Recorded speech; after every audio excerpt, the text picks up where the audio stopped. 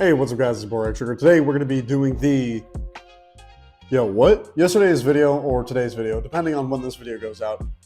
The entirety of that video was me talking about the cars that had come out, then I built the F1 and the Solas, and then I edited the video, took out as much as I possibly could, anything that was unnecessary, and the video was still 27 minutes long, which is extremely excessive on a video that I assume is probably going to do well. I have already made the cars, but in the video that you're about to see, it is my typical video where I do the build process, all that. It's just that I failed to do an intro, so that's what this is. Here you go. We're gonna start off with the double pack. This is gonna be quite a long video because we got two cars to break down. I did look into a video before this, taking a look at the F1 LM and the Solas because I'm actually excited for both. A lot of people mostly just care about the F1 LM. Not me, I like both, but obviously my favorite is gonna be the F1 LM. The Solas, it appears to not have a chassis. The last car that I worked with that didn't have a chassis was the Lamborghini Urus. Doesn't have a chassis. You just build bricks and bricks and bricks until all of a sudden you've got a whole car. So if this is going to be anything like that, I'm looking forward to it because that is a very interesting build technique or route. Having something that strays away from that just feels nice. So anyways, we've been talking for quite a while. Let's get started with the first time lapse.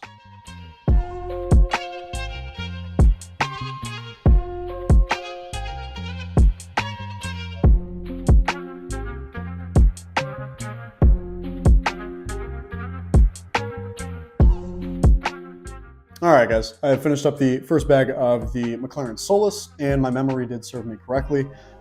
This has absolutely no chassis, and I believe the reason for that is because this is a 9 stud wide car. Therefore, a chassis, I guess, would have been, since it would have been an even number, it didn't work out very well, or at least it wouldn't have. This has something really cool going on with it. I can't even say something. This has a number of things going really good just in the build process alone. So to get that 9 wide, you can actually see, God, I hope you guys can see it. I kind of doubt it.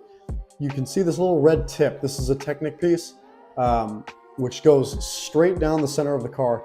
It's pretty long, and it just goes all the way to maybe right around here. So from here to here, there is a red Technic piece that is holding a bunch of stuff together and acting kind of like a chassis. And then you build bricks on top of that, and that one piece creates enough of a division where it can then be an odd number car and still have a lot of symmetry on both sides. Not a lot, it's literally symmetrical on both sides whilst staying 9 wide, which is awesome. This looks really good. Obviously, they didn't take the same route as other cars. Typical Speed Champions fashion, the first bag is the back half, the second bag being the front half. And this one, of course, since there's no chassis, you're just laying the foundation for the rest of it to go on. And I think it's coming out really good. This is a very strange build process. It kind of feels like it may be a little bit experimental for Speed Champions. But then again, I think most Speed Champions builds are pretty experimental. They're always coming up with new things, and this is no exception. It's really weird to build, and I love that. It's very different. I'm not super into other Lego sets, so I can't tell you about exactly what pieces are new. I know that there are new pieces that are involved here, but I don't know the names of them or exactly which ones. I believe that in these wheel arches, not the wheel arch itself, but to your guys' right, this little arc that is right here, the inside I believe is a new piece, and then the outside is a piece that we already had. There's just, a bunch of little fun things put into this, and I think it's really cool in terms of just the build process and all that. This is very fun. I do quite enjoy this. It breaks the mold that Lego Speed Champions typically sets for itself. So anyways, I'm about to go into bag 2. We'll finish up the car, and yeah, let's go.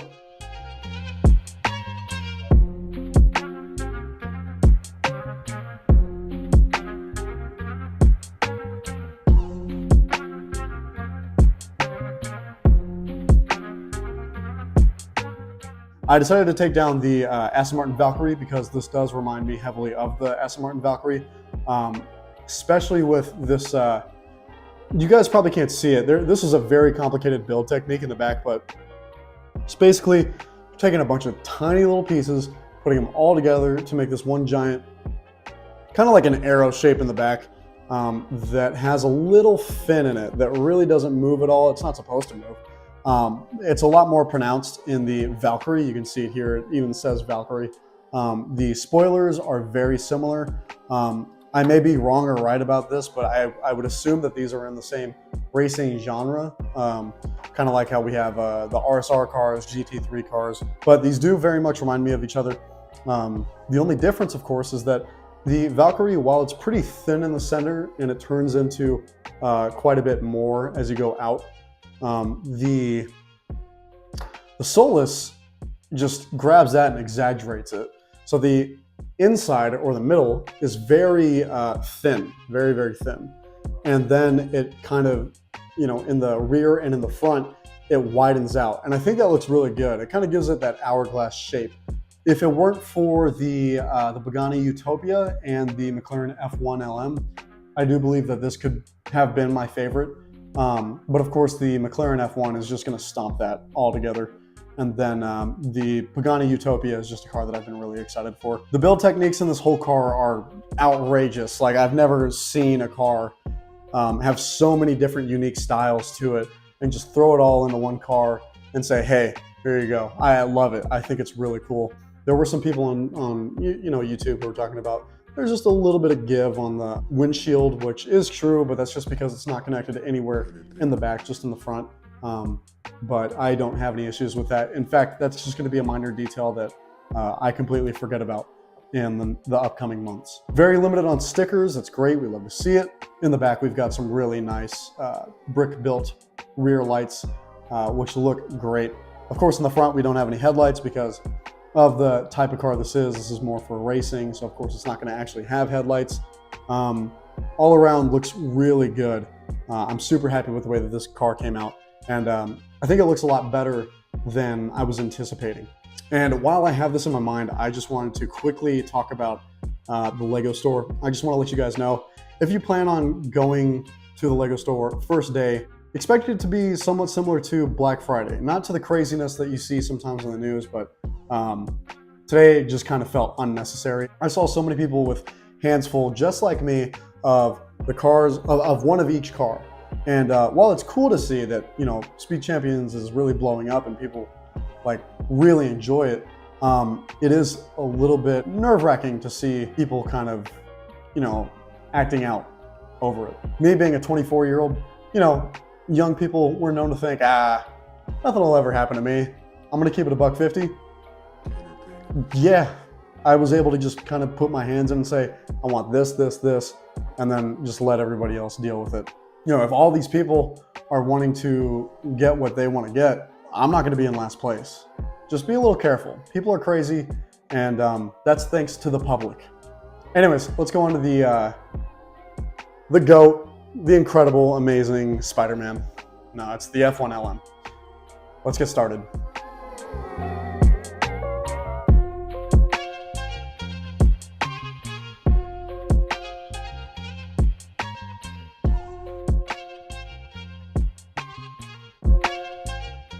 All right, guys, I finished up the first bag of the McLaren F1 LM. Also had some pretty cool building mechanics. The exhaust was kind of funny, and these lines, of course, being printed was nice. The F1 LM, McLaren in the back here was not printed, but that was fine. That was not a difficult sticker to pull off or anything like that. The rear lights are also brick built, but that's because they're very simple tail lights, not too difficult, to get there at all. We obviously have a spot that the spoiler is going to go onto. Not a very difficult spoiler, of course. The F1 LM has a very simplistic spoiler. It does have the mono cockpit, and it does have 2 seats in the back, which from the YouTube video that I did see about it, they don't really fit any minifigs, but they are there as a small detail. Steering wheel is obviously mono, and I believe that this may be the new chassis. And then, of course, we just need to finish up the front half, the top spoiler. It's coming along very nice. I really enjoy the look of this already. Time for the second time lapse, and we'll finish this up.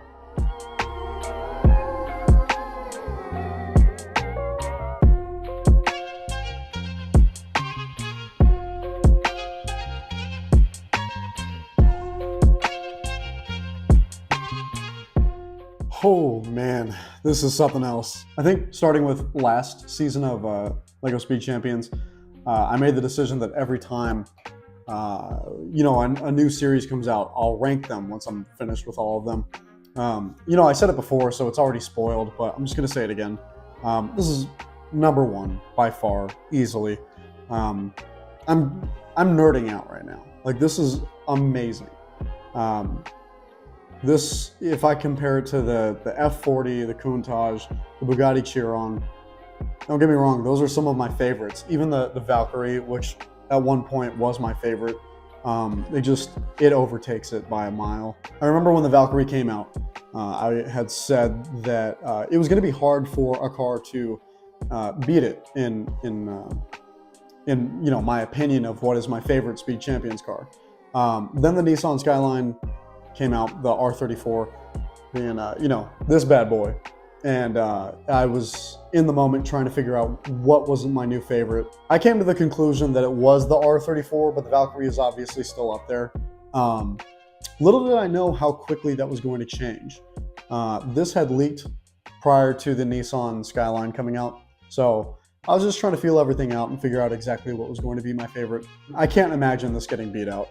I think the only way they could possibly beat it out is if they were to maybe release an 8-wide Mclaren P1. I just don't see them remastering old sets since the P1 has already been done. The P1, or if they were to do the Koenigsegg Agera RS, it's a tough. It would be incredibly difficult for them to actually make me like something more than this car, and that is a case of just my opinion of the original car. Not even my opinion, it's just a fact at this point. Everybody loves the McLaren F1, whether it be the GT-R or the LM. I tried my hardest with the stickers. Not an insane amount of stickers if you compare it to previous years. Just they killed it. The likeness is 100% there. It's just smaller. It's so cool to see. This is cool. I really do enjoy this a lot, but nothing's gonna take this out. And to explain to you guys how much I do like this, I think that this looks better, and I think it is better than the Valkyrie, which, like I said, at one point was my favorite. When I say my favorite car, I'm always just talking about 4 wheels, small, whatever. And by the way, the Valkyrie was beating out the Bronco. And I love the Bronco because it's huge. But then you get into the dragster, the F14 Scuderia. I definitely like this a lot more than the dragster, which is the first time that's happened since the dragster came out. I still don't know about the F14 Scuderia truck. It really is just the size of that truck that makes me love it so much. This is comparing with it, to be honest, which if you've seen any of my videos and you know how much I praise the F14 Scuderia truck, that's a pretty big deal. It's pretty much tied. It's just that this car means so much to me. And the thing is that, of course, people's biases are going to play a big role in what cars they like the most. I don't know if, here it is, right here.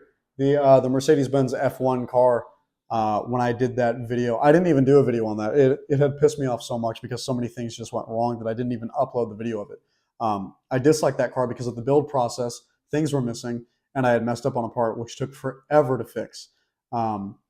And I know nothing about the person who drove it. I know nothing about the car. I don't even know anything about the sport. Therefore, I don't care.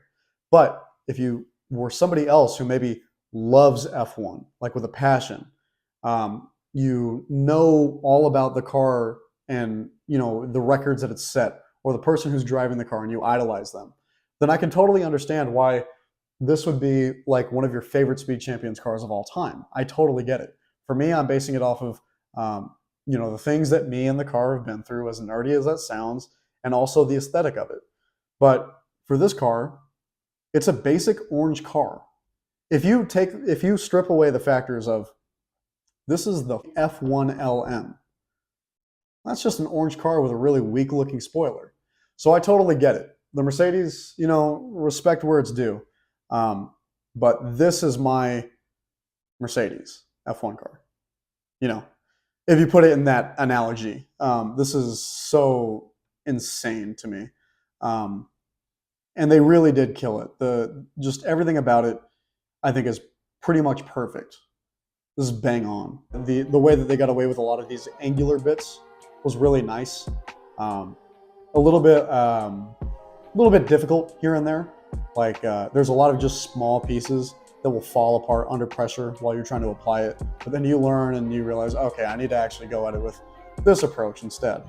I did see some people on YouTube talk about these sides can lift up and become a flat angle, which is obviously not the look that you're going for.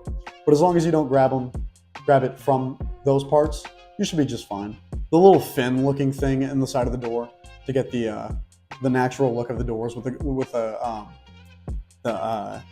stuff for aerodynamics, that's amazing. The orange of the stickers matching, not to a T, but definitely well enough to the actual orange of the brick. Great. We love to see it. There was a little bit more stickers than this car, but a lot less stickers than most cars. The spoiler, of course, there's nothing you can do about it. It's just the way that the F1 LM looks. It is a weak-ass spoiler. I'll say it straight. But if they messed with it, it would have been pretty much blasphemous. So, of course, that's just something that you could say about the F1 LM itself. No problem there, really. These rims being exactly what the F1 LM's rims look like in real life. Whether or not that was, well, of course that was a coincidence. You get this in every car. And in fact, even I put them on the Solas as well. That's funny. So that was really cool. That was a really, really convenient coincidence. The Mclaren badge, nice and shiny. It looks perfect. The angles that you get from this back portion meeting up to the hood, it's great. It's really, really great. I did have a concern while I was building it because the front portion, when it created that angular, when it created the angle, there was a thick gap right here and right here. But then you put in these bricks with the stickers on them, completely hides the gap. There's no longer a visible gap. And the amount of studs that are not on top. There are some studs on the side skirts. If I'm willing to forgive the Nissan R34, I can forgive this for having studs on the sides. So when we finish up the season, you know where this is going to sit. There's no question. But of course, I don't know where the rest are going to sit. I don't think I have anything else to add. If you guys enjoyed, make sure to like, comment, and subscribe. And I'll see you guys in the next one. Peace. Hey, yo, what that rock say?